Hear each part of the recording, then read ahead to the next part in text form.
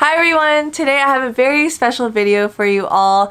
I collaborated with Julie Kim, who is the host and founder of Conquer College Admissions, as well as a graduate of Harvard University Graduate School of Education.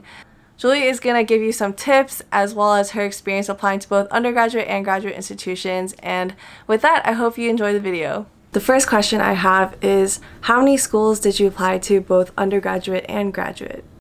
When I was applying for undergrad, I applied to all the schools in California. So all the UCs, USC, liberal arts colleges, and I can't remember because it's been a while, but I didn't apply to any East Coast schools just because I wanted to stay within California. So I would say about 10. 10 was my number. For grad school, I applied to 3 schools: Harvard, Columbia, and UCLA.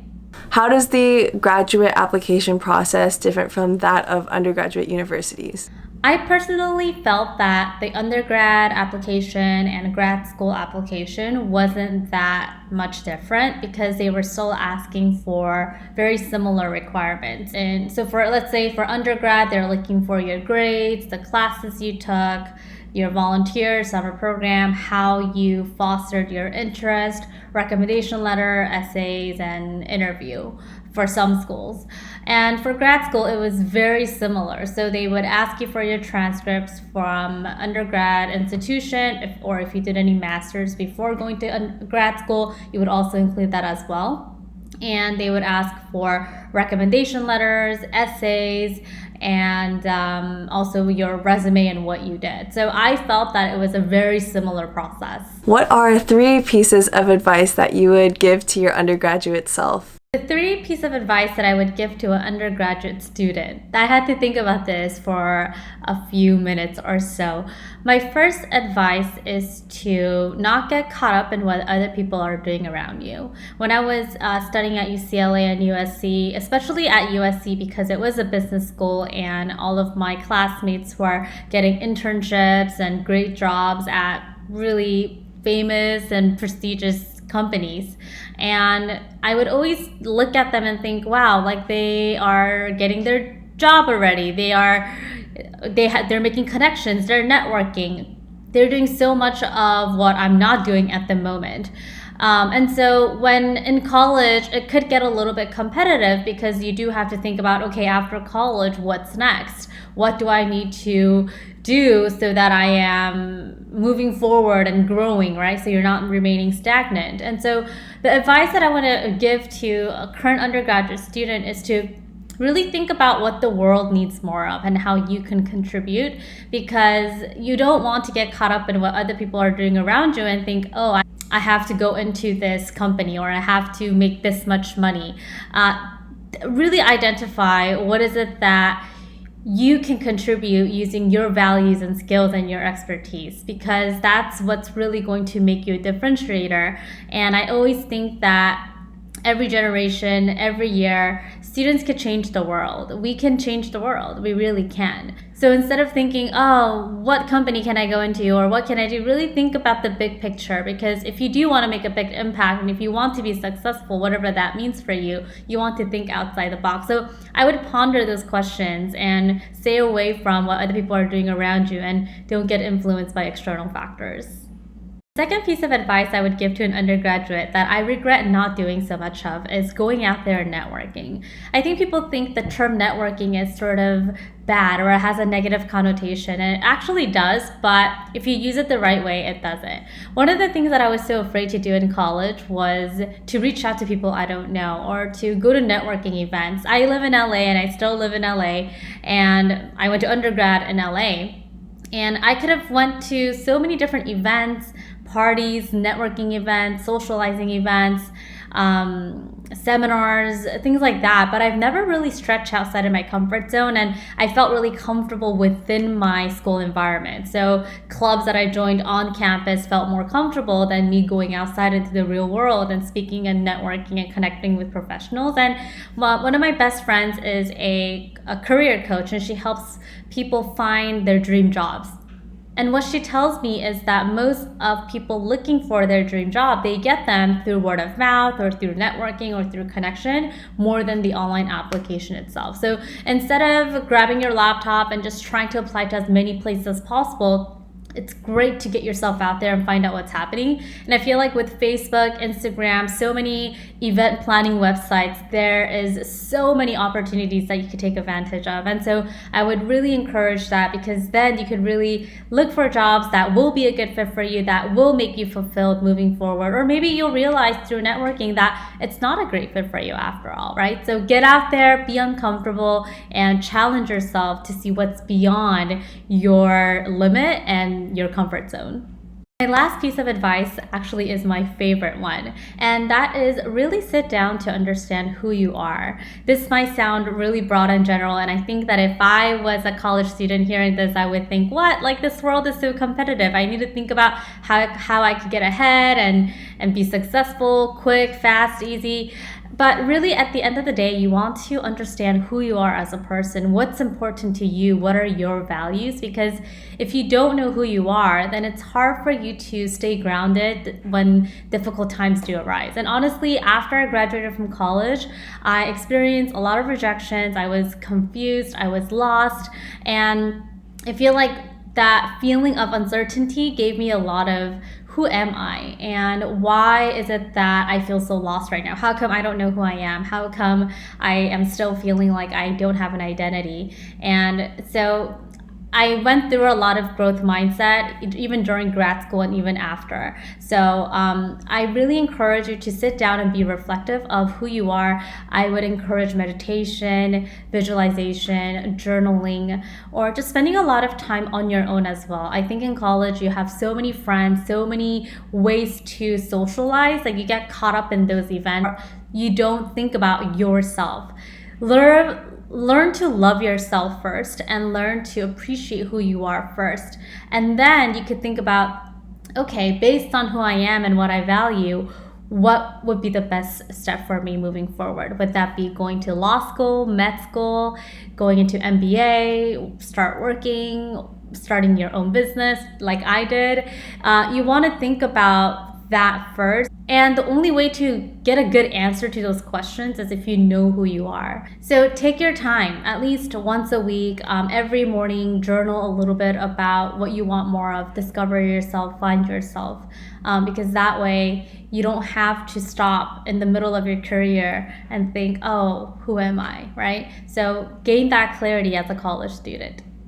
How did you find your passion? Did you have this sort of like spark, like aha moment, or was it more of a gradual process? How did I find my passion? I talk about this subject with all of my high school students because everyone who comes into my program, they want to find their passion, and that's what I help my students do. Personally, how I found my passion was through an opportunity, and I think that that's always a great place to begin. I think a lot of high school students think that passion just comes to you or you just find it all of a sudden, but it's actually found through you doing something and taking action. For those of you who don't know, USC is in a low-income neighborhood, and so it is surrounded by low-income elementary school, middle school, and high school. And when I was studying there, I visited a local school nearby, elementary school, and I decided to volunteer there. It was just for the experience. I wanted to know what it was like to help out students who live in a community that was different from mine. And I was traumatized. I went into the classroom and there were about 20 to 25 students. It was during summer break and it was for summer school.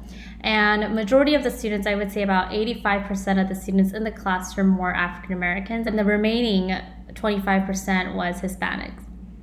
And so in the classroom, students who were in 6th grade didn't know how to solve multiplication tables. I also had to teach and guide a student who had ADHD, and he wasn't getting any intervention.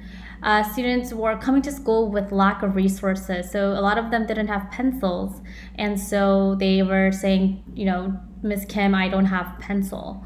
And so, we had to find pencils and give it to them. Their backpack was messy. It was filled with, it looked like some of them actually looked like a garbage can because there was so much stuff in there. It didn't look like a backpack that would come from an elementary school student who was going to school. The classroom was in a very bad condition, so it smelled like rotten eggs. The students were not getting the right environment in terms of AC. It was the summer months, and so it was hot in there. The environment was at its worst. And when I saw that environment, and I've worked there and a volunteer there for a few months, I wanted to do something about this. And me coming from an immigrant background, we weren't super wealthy or anything, and so we did have to climb the ladder. We had to go from nothing to at least something. And I know that education is the only way to bridge the gap. I know that education is the only powerful tool to help these kids get out of what's normal for them. I wanted them to be lawyers, doctors, professionals, experts. And at that moment, it really grounded me that I'm going to be that educator, and I'm going to help these students find passion and help them go into a good college. And since then, I volunteered at another USC program called I Am Mentoring, where I guide low-income high school students to get accepted into their dream colleges. And now I help all students from all over the country to find what is it that they love, be happy and healthy so that you can achieve your dreams and goals. And so that was just a long answer, but that's how I found my passion, and that led me to Harvard, and that got me accepted into Harvard, and I do the work that I do now. What opportunities do you remember taking in your undergraduate career that really set you up for future success? Of course, I took advantage of what the undergraduate offered for undergraduates and graduate students. So, for example, I would volunteer as an undergrad to help students get accepted into their colleges in a low-income neighborhood. I also reached out and visited a lot of professors at USC who were studying education and low-income and college and passion and all of that. And so I literally emailed them, visited them, got to know them. Actually, one of my rec letters came from an education professor at USC, and he wasn't even my professor. I just visited him. And so I really think that his rec letter had a lot of weight to my application, and so that's what I did. So like I said, if you do know what you love and what you want to study and what you want to work on moving forward, then with that clarity you can reach out to people, you could take advantage of what your campus currently offers. So the opportunities that I took had everything to do with education, and that's because I was passionate about it. How do you prioritize tasks and find balance between work and relaxation?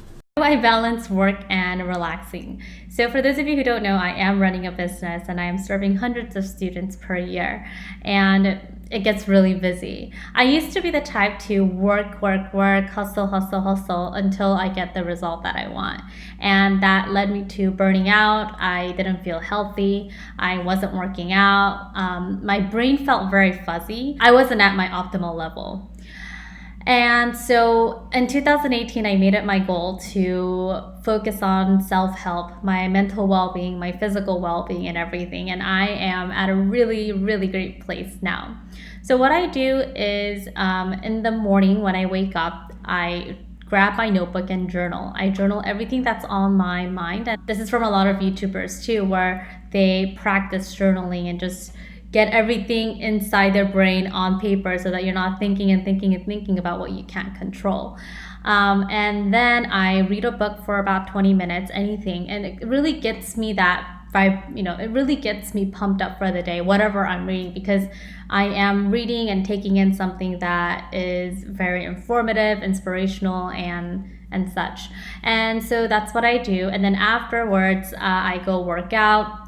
And so during that time, I don't go on my phone, and sometimes I do get tempted, and so I do go on Facebook because it is work related, and so I would go on it for a few minutes or so, but most of the time I am focused on getting my day straight, my day clean and ready to go. And so once all of that is done, I eat breakfast. Around 10 a.m. is when I start working. So from about 7 to 10 a.m. it's my time, and that's where I really focus on me. Because if I'm not feeling well, then I can't mentor my students to the best of my ability, right?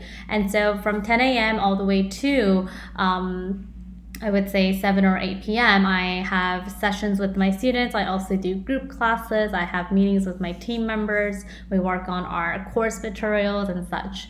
And then, so that's for Monday through Friday. And then during the weekends, I take the day off or the weekend off to read, spend time with family and friends, and I try to shut off a lot of my distractions, and that's been really, really helpful. So for those of you who are really looking for that work-life balance, you need to find your own way. So I've sort of followed a lot of YouTubers in the past where they would say morning routine and morning habit and etc. I can't really follow their lifestyle because that's not who I am. So you need to test things out, move things around here and there, and then you'll get to a point of a perfect morning routine that works best for you. Because I think if someone told me that, right when I wake up, I have to, do a certain thing that I don't want to do, then it's not serving me in any positive way. And one thing I forgot to mention is that I also meditate after journaling. So that meditation is about 9 minutes. So I don't do it for a really long time because that gets me even more anxious. I don't know. 9 minutes is good for me. And so as you can see, you want to personalize, your morning routine so that you have a good work and life balance. And as I am getting older, I am learning to appreciate my parents and friends more. I used to be like, I need my success to happen now, but now it's more about appreciating what I have because our life is temporary. What we have right now is temporary. Nothing is permanent. So I want to treasure what I have and be thankful for what I have. And also practicing gratitude is really helpful. When I journal, when I feel a sense of like, oh, I have so much stuff I have so much stuff that I have to do or get done, I immediately get into my thankful mode. So I write things that I'm thankful for. Even I'm thankful that I have water. I'm thankful that I live in a beautiful apartment. I'm thankful that I get to work with hundreds of students. I'm thankful that I have water. Did I say that already? But you get the point, right? So that's what I do. And that's how I, balance out my work and life. Thank you, Julie, for answering my questions, and I hope you guys found this video helpful. I will be leaving all of Julie's information down in the description so you can leave her a comment or follow her on any of her platforms. Totally forgot to mention this, but over on Julie's channel, we filmed the second half of this Q&A in which she asked me questions about my experience applying to colleges, and I provide answers. If you like this video, make sure to subscribe and leave a comment down below with anything you'd like to see in the future. And with that, I will see you in the next one. Bye!